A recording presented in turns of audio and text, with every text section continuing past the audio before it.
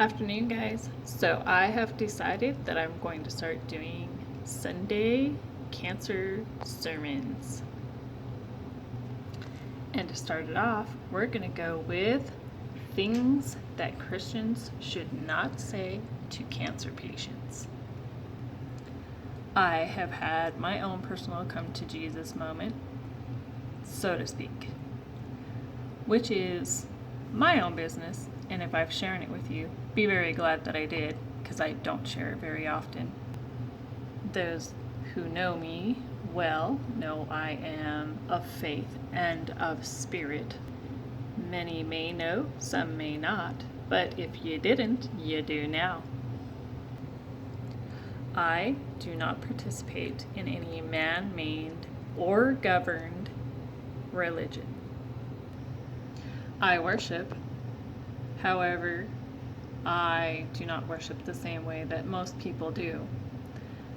I am surrounded by many strong and well-versed in many different types of religions. And with that being said, here are some of the few things that have been said to me while my husband and my children went through cancer. I pray that God's will be done. First of all, when a family member has been diagnosed with cancer or something else, God forbid, I honestly and truly hope that your God's will is to heal him or her. Even if you personally pray for God's will to be done, maybe instead just say, I'm praying for you, and or I'm thinking of you and whoever. I actually heard this statement a lot when my kids were going through cancer or chemo, and it just kind of made me upset because most people just don't understand how painful that statement truly is.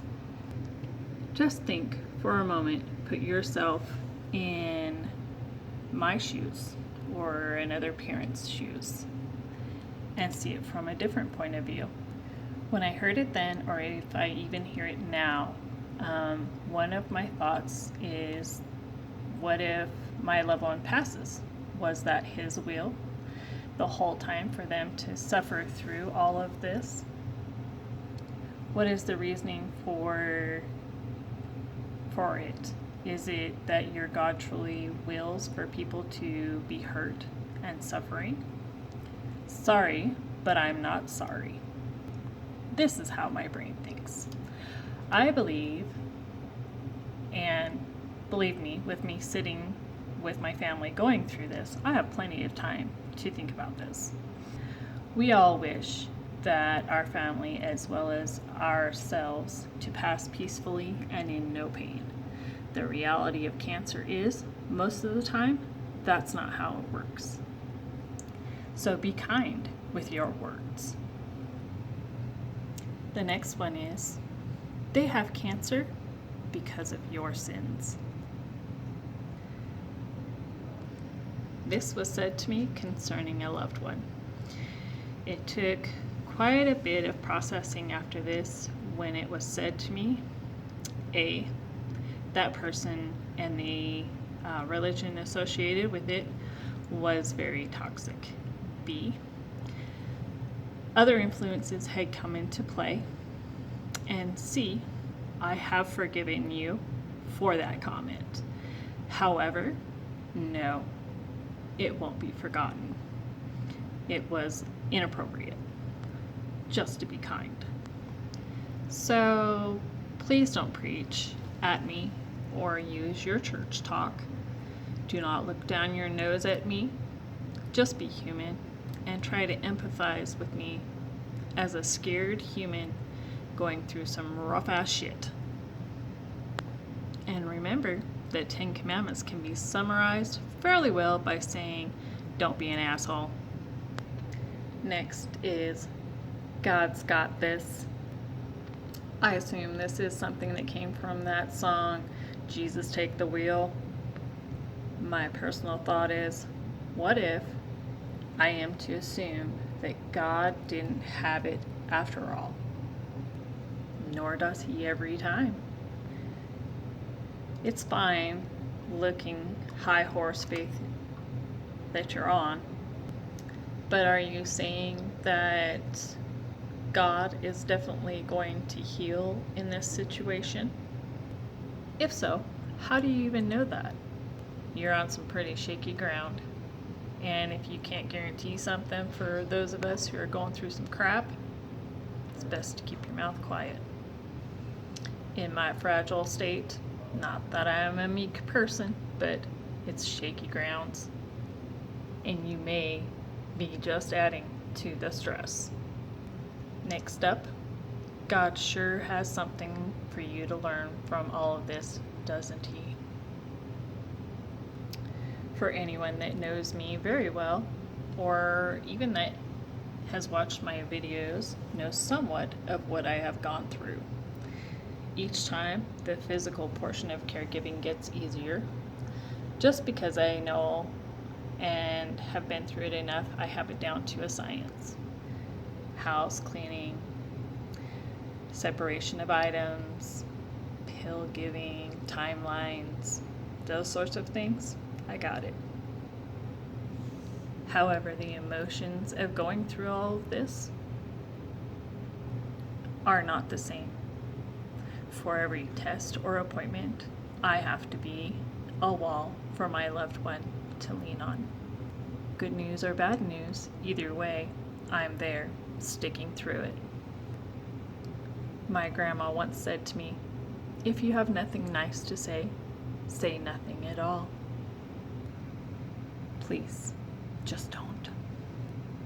Next up, God will heal you or them. You just have to have enough faith. I'm just going to be honest in saying that too many people think they know the mind and intentions of God these days. To the person who hears such a statement is often left with sadness, and as if they didn't have enough faith. Because in moments when you're going through adversity, how much faith do you really have?